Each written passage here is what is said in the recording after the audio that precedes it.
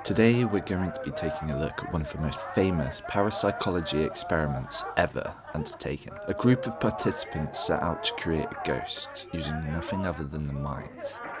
This is the Philip experiment.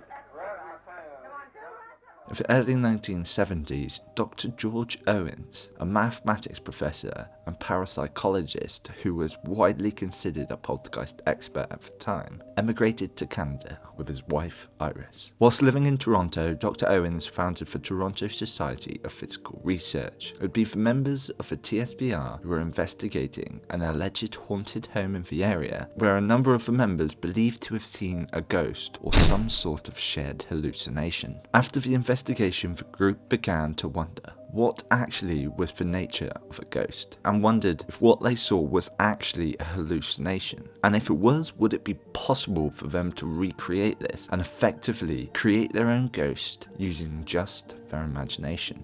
Now, this isn't a new concept. Some Buddhists believe in tulpa, which is a type of thought form capable of independent action with a persistent personality and identity. Following this conversation, the SBR set up a group in order to explore this theory. The group consisted of 8 members of the TSBR, and though they had a keen interest in the paranormal, none of them claimed to have mediumship abilities. The team dubbed themselves the Ghost Creators and set out to achieve one main objective: to create and communicate with a ghost that has been solely created by the group, and one that isn't a spirit of the deceased. To do this, they needed to create a fictional character with his very own backstory. This is it. Philip was an aristocratic Englishman living in the middle 1600s at the time of Oliver Cromwell. He was married to a beautiful but cold and frigid wife, Dorothea. One day when out riding, Philip came across a gypsy encampment and saw there a beautiful gypsy girl, Margot, and fell instantly in love with her. He brought her back secretly to live in the gatehouse near the stables of Dittingen Manor, his family home.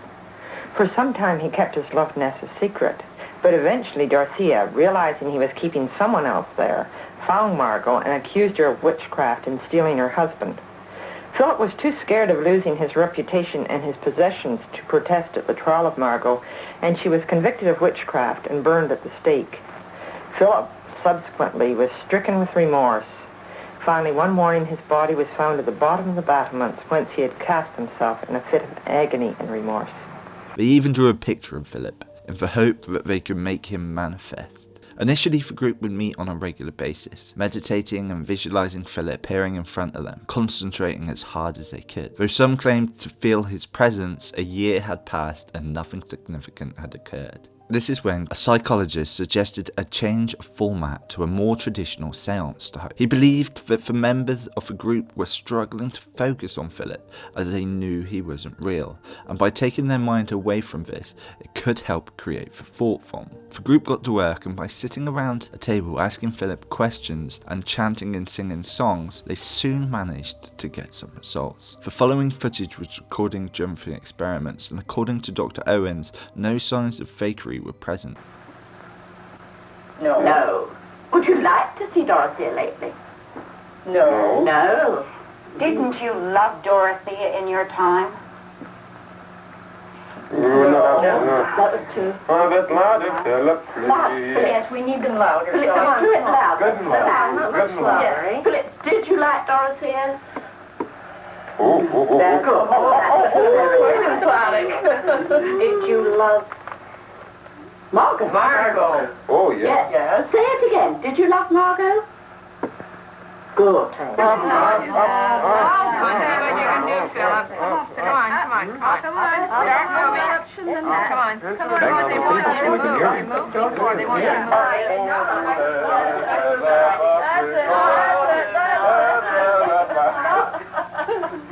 The participants claimed that Philip's personality became clear. When talking about his wife, the Knox would appear quiet, but when talking about his lover, he would get far more excited and the Knox would appear louder. The group would later appear on a local Canadian show and would show on live television what was occurring. Clearly exposed. Hello, Philip. Come on, Philip. Come on, Philip. Now, Philip, you got dentist handy? There was a good laugh there. I don't know if he's enjoying being here. Hello, Philip. Are you there? Oh, that was the mic. Yeah. Philip, are you enjoying being here tonight? Come on, Philip. Come on, Phil. Come on, Philip. Say hello. Are you still there?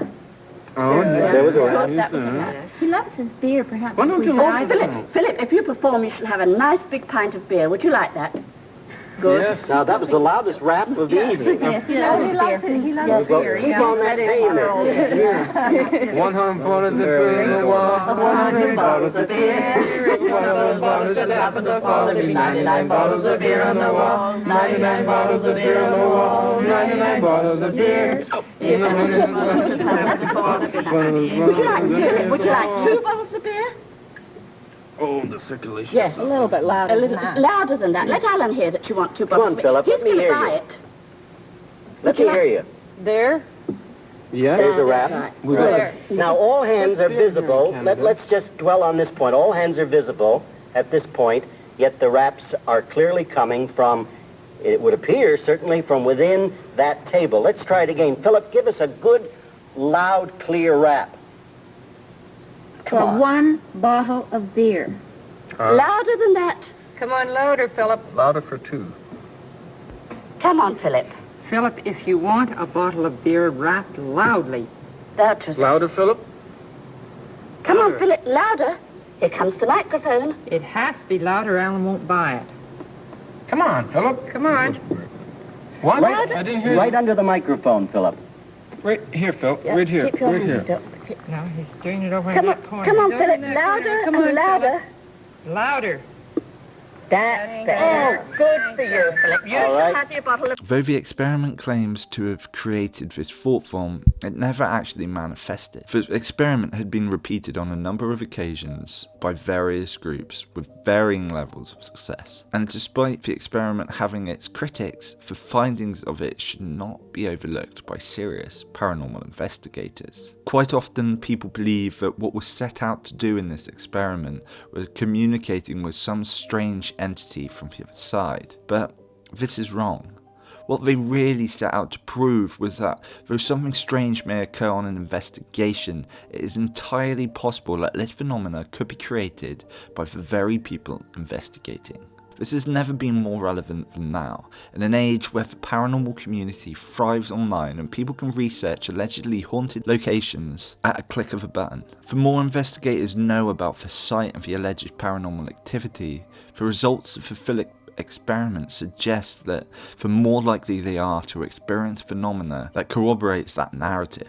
A problem that is amplified when you get more participants like you do in these ghost hunting event nights, where the hosts not only prime the participants, but the locations are genuinely extremely popular and well-known ones. What are your thoughts on the Philip experiment? Do you believe it proves anything? Thank you so much for watching, and as always, I'll see you in the next episode.